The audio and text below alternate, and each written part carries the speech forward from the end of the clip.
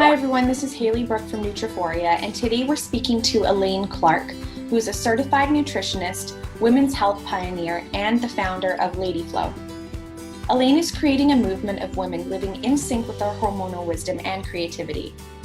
With over 10 years of experience and education in women's health, she has provided support to women worldwide through holistic methods that achieve lasting solutions. Driven to revolutionize how women eat, think, and manifest, she believes that every woman has something beautiful to create, whether it's a family, an artistic expression, or a successful business. Elaine works with health-conscious women to feel at home in their body, balance their hormones, optimize their fertility, and celebrate their beauty.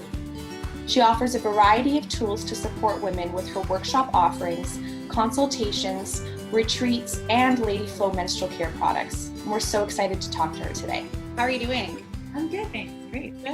Good. Well, thank you so much for being here today to chat with us. So we're talking PMS, we're talking hormones, we're talking women's monthly cycles, we're talking about diet, we're talking about a whole bunch of stuff today, which we're really excited about. But I think just first and foremost, our viewers would probably love to know about your story and how you sort of got into this particular area of health and how that all kind of came about. Absolutely. So it's been a really interesting journey for me. When I look back, none of it was really planned. It certainly didn't start off as a business or a profession for me. When I look back, it was more of like a soul journey or like a heart journey. So to give you a little bit of background, when I was in university, I was studying health sciences, and I was studying pre-med. So I did all the, got the good grades. I did all the volunteer hours that I needed, really sort of preparing myself for med school. But when it came time to actually applying for med school, my heart just wasn't in it. Like I just didn't feel like it was the right path for me. So I decided to take a leap of faith, and I took some time off and I traveled and started learning in like an unconventional way. And one of the significant experiences for me during that time was when I traveled to India, and I was working with women in impoverished communities. So places like the slum communities and religious communities that had very little resources. And I was doing a lot of interviews with them and just sort of understanding their health and understanding what they were lacking or what some of their major serious health problems were. And I would say about 90% of the women in these impoverished health communities had issues with menstruation. So everything from debilitating menstrual cramps to really heavy bleeding or not having a menstrual cycle at all. And I remember at the time, a lot of the women, they had turned to me and they were saying, "Can you help me, please? Like this is getting out of control. I really need some help." And I was thinking to myself, like, wow, I mean, I'm right there with you. I have all of the same menstrual problems, and I really don't have a clue how to support you, let alone support myself. Which I thought was really interesting because I had just finished, a pre-med degree, and I really knew nothing about my menstrual health. So from there, it was kind of like I just let curiosity sort of guide me, and it sort of alerted me to my own menstrual problems, which I really wasn't paying attention to at all. I mean, for me, a period was just, remember my tampons and take my painkillers. Right. So from there, I just out of curiosity just started learning. I started studying yoga. I went on to study nutrition. I started working with a lot of practitioners, naturopathic doctors, nutritionists to get my own body in balance. And then from there, it was almost like I had gathered my acorns, so to speak, to support my own body. And then from there, I was able to support women in their journey. Yeah. How interesting. It's funny that you say that because so many of us feel like, well, it's that time in the month again, so here are all these horrible symptoms that I'm expected to feel. And I feel like it's a routine now for so many of us to think that that is normal.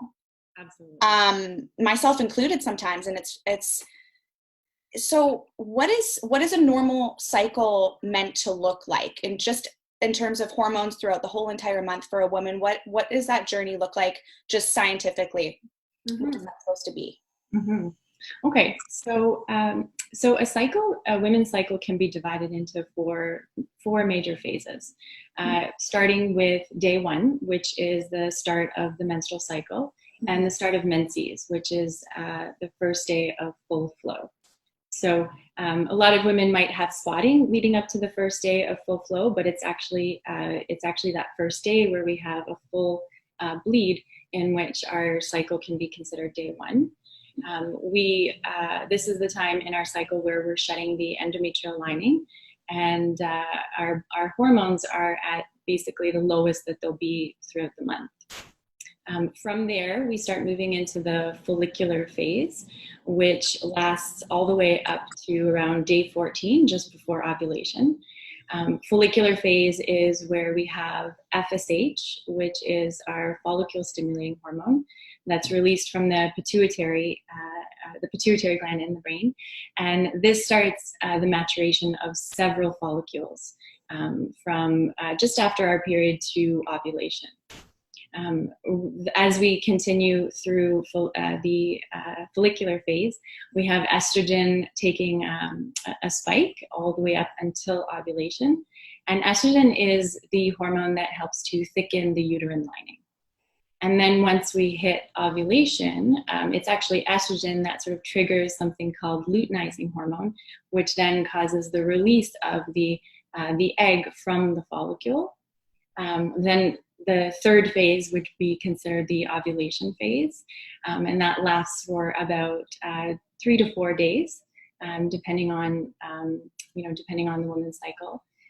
From there, we transition into the luteal phase, which lasts about 10 to 14 days of the cycle.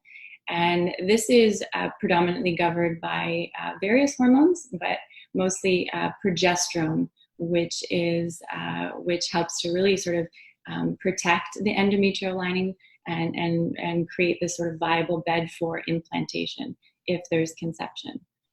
If there is no conception, then progesterone will drop off, and then we cycle back into the start of menses. So really it's the fall of estrogen and progesterone that leads us back into the menses phase of our cycle.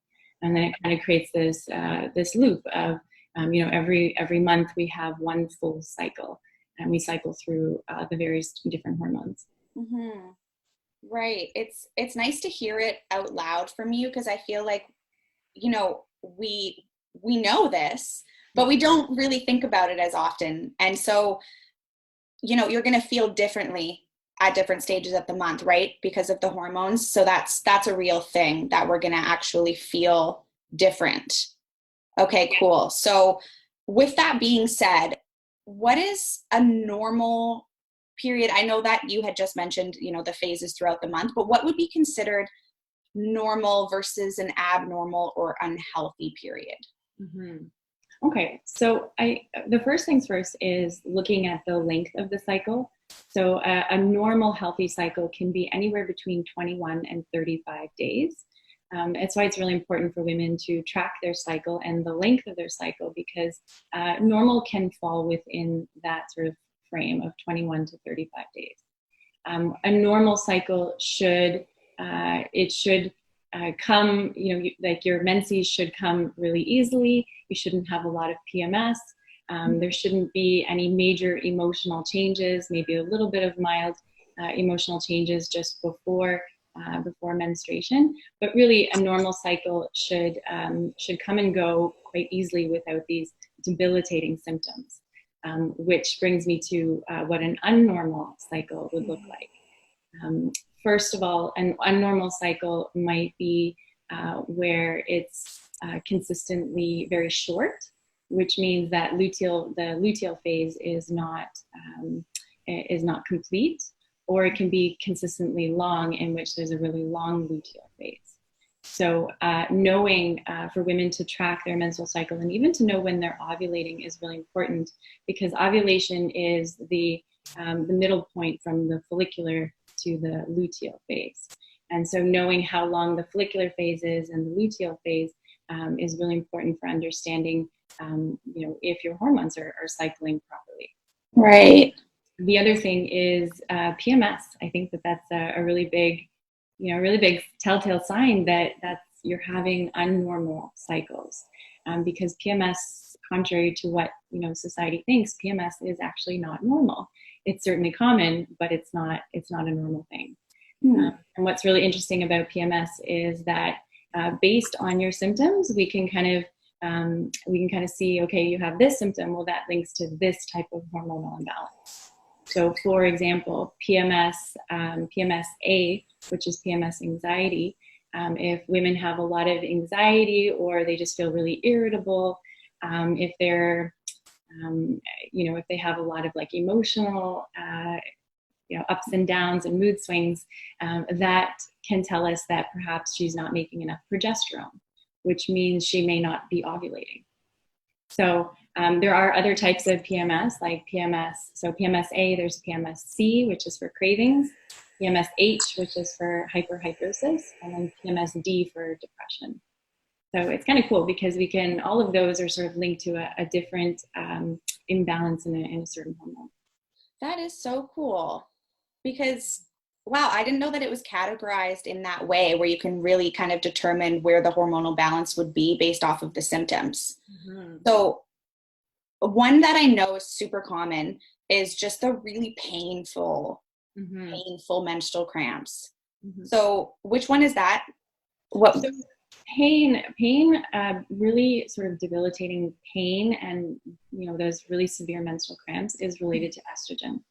So too high of estrogen, whether in the follicular or even in the luteal phase, can point towards estrogen dominance. And we always want to look at estrogen in relation to progesterone. Right. So estrogen dominance is always considered in relationship to progesterone.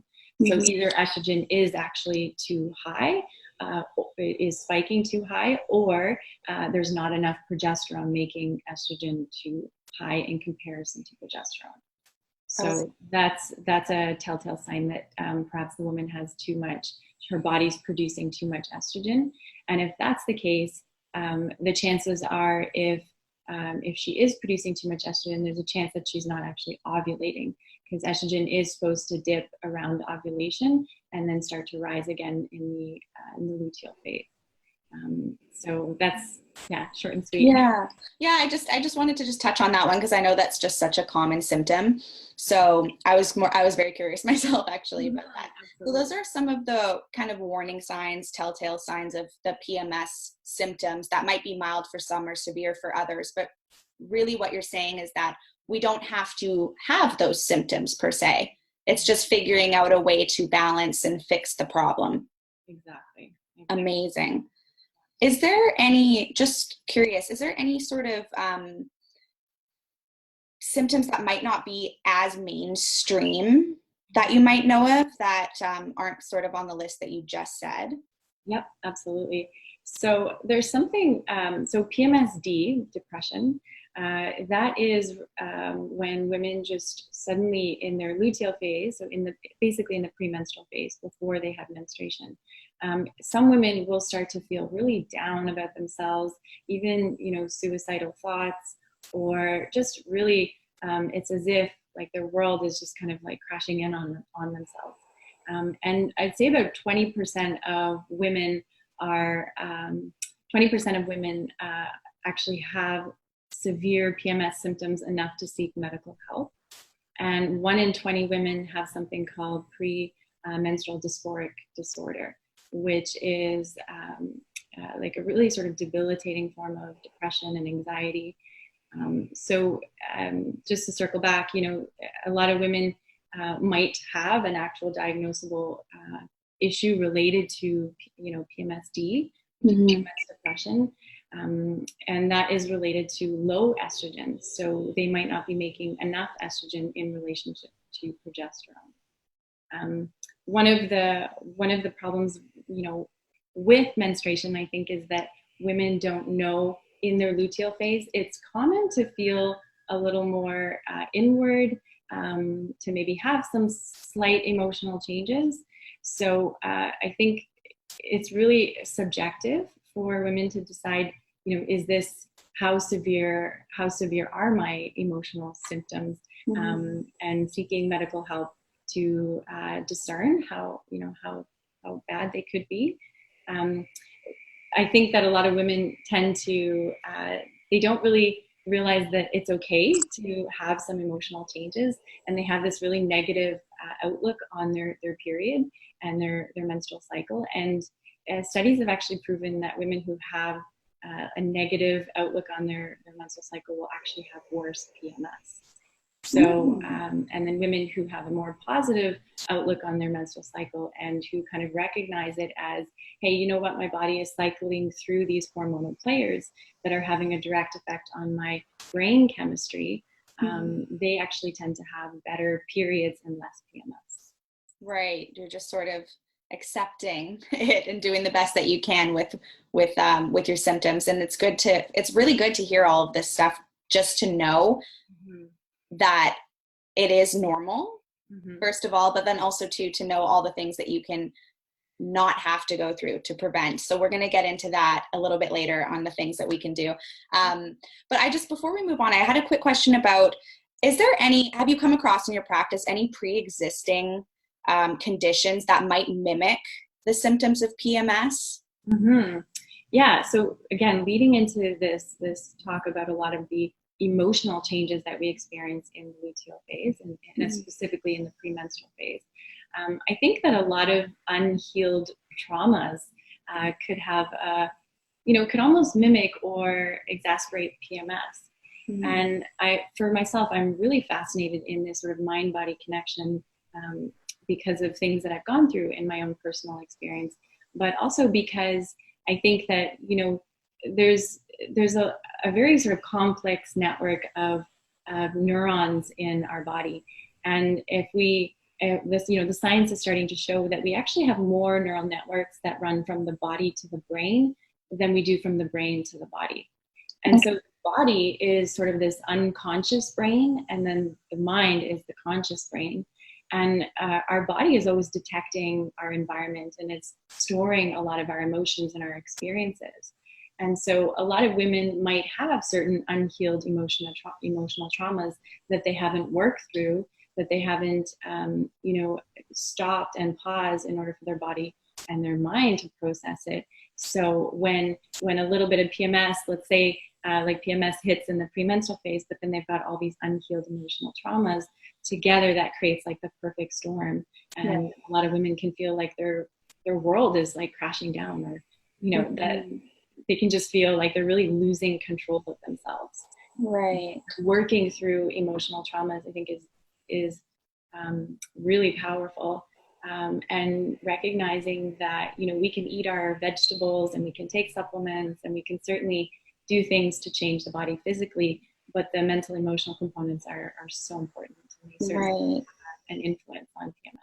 Yeah, it's at NutraPhoria we say too, it's always mind, body, spirit, right? It's a combination of all of those things. And as you said, you can't just have one without the others.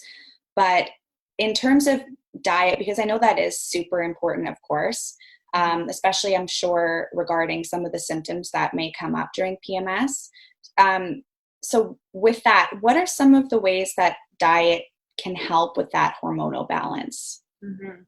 Well, I want to note that the Human Genome Project, I'm sure you've heard of it. The surprising science that came out of the Human Genome Project is that our DNA that's wrapped within the nucleus of our cells is really sort of influenced by really two major factors, and that's diet and lifestyle. So although we might have predisposition to certain illnesses or diseases, it's really the diet and the lifestyle that has the greater influence on the expression of our genes. And so that's pretty powerful, right? Like what we eat literally gets incorporated into our cells, and it's the micronutrients from our food that are the coenzymes and the cofactors that are facilitating a lot of the enzymatic reactions that are happening in our body. Right. So if we're not getting those really key micronutrients from our diet, then those cofactors and coenzymes, which are the micronutrients that are facilitating these reactions to produce hormones. If we don't have those micronutrients, then we're not going to be making adequate hormones. And then that leads to hormonal imbalance. So I think, unfortunately, in today's food industry, a lot of our food is grown in nutrient depleted soil. And so we're not actually, the food that we're eating, the fruits and the vegetables don't have the nutrient content that our body really needs. And then on top of that, we've got stress, which depletes our micronutrients. Alcohol and coffee, depletes those really important nutrients that we need.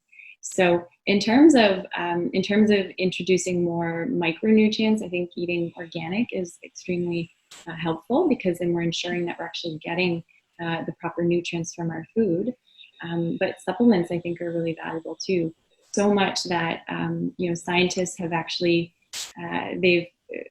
they're researching that PMS and magnesium are so intimately connected that they may be able to say that a deficiency in magnesium could be the cause of PMS. So things like taking magnesium or certain B vitamins can really facilitate the proper production of our hormones, so that we're cycling properly in our menstrual cycle. Yeah, that's amazing. I have heard those the comments about magnesium in the past, but it's nice to see. I didn't know about that research you had just said, so that's amazing to see the link between the two so strongly. And this is what I was going to say. So going towards some of the ways that we can help with the symptoms. I know that you have a second website, which is LADYFLOW. Mm-hmm. And there is where you have a lot of products, correct, that help with some of these symptoms. And so I wanted to talk about LADYFLOW a little bit, because I know that you have your practice, which is amazing, but you also have that secondary business. So can you just talk about that a little bit as well? Yeah, absolutely. So LADYFLOW I started a couple years ago. And the reason why I started that was because I personally wanted to start introducing more herbs into my diet and my sort of everyday lifestyle. So it started as tea blends that support different issues related to hormonal imbalance. So the tea blends include things like PMS tea or energy or sleep, which are a lot of the issues that women tend to have in their, let's say within a full cycle.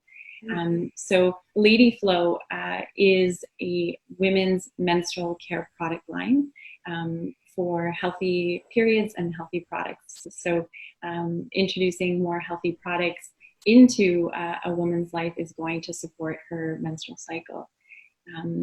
Eliminating certain toxins from her personal care products is also really important in the cycling of our hormones and reducing xenoestrogen exposure. So that then led me to create certain body oils. I've got a Soothe pelvic oil, which is around the first couple of days of menstruation when women tend to feel a lot of cramping. I have a massage oil, which really just gets women, feeling good and supporting their reproductive health with touch, like through massage. And then I've also got the women's labia oil, which is for any kind of vaginal dryness, which is really common with a lot of hormonal imbalances. Women might feel, slight dryness or, different changes, or if they're not producing cervical mucus, for example, they might have like a lot of dryness, and that might affect their, it just feels really uncomfortable for them. So women's labia oil. And then I've also got a bath salts to encourage women to relax, to take time to pause and to rest and intention setting. So LADYFLOW is a women's menstrual care product line. We just launched our advocacy campaign, which is called She's Got LADYFLOW, and we are now donating 10% of profits of our Flow plan to Femme International, so that basically what happens is 10% of the profits go towards these femme kits that are provided for women in impoverished communities who don't have access to menstrual care. And so there's sort of this cyclical, you know, you can buy these menstrual care products for yourself, and at the same time you're supporting women in impoverished communities to gain access to menstrual care products, which a lot of women, and I saw so myself in India, a lot of women don't have access to them.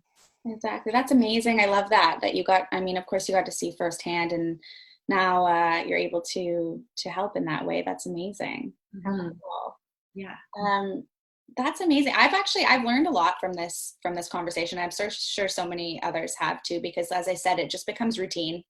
And then you sort of forget about all the things that, hey, I can actually fix this. And is this normal? And how am I supposed to feel? So it's important. So I think sometimes we're always just so busy and we're just so distracted that we kind of have to like hone in on our health and really think about like, okay, what's going on?